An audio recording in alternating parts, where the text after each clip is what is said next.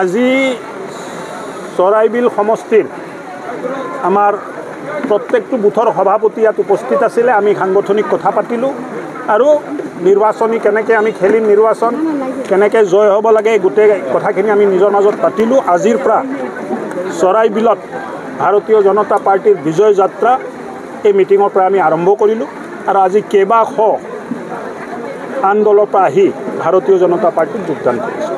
পোৰ্টফলিঅ'ত থকা কেইবাগৰাকী সদস্য ইতিমধ্যে আপুনি উল্লেখ কৰিছে, কালি মণ্ডলত তেওঁলোকে ইতিমধ্যে ইউপিপিএলত যোগদান কৰিছে। এই ক্ষেত্ৰত আপোনালোকৰ প্ৰভাৱ পৰিব নেকি?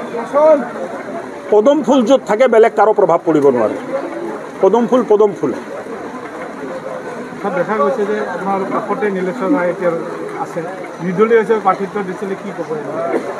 খুব থাকে না মানুহৰ ঘৰত দুজন ভাই ককাইক থাকিলেওতো মতানক্য হৈছিল, দিছিলে, কথা পাতিলোঁ। পাৰ্টীৰ নিষ্ঠাবান কাৰ্যকৰ্তা উঠাই ল'লে, দলক জিকাবৰ কাৰণে কাম কৰিব। হ'ব।